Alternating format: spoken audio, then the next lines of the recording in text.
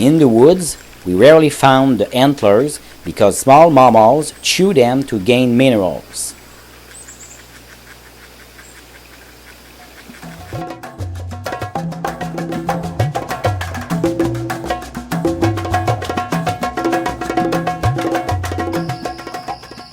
Why toads come close to illuminated houses at night?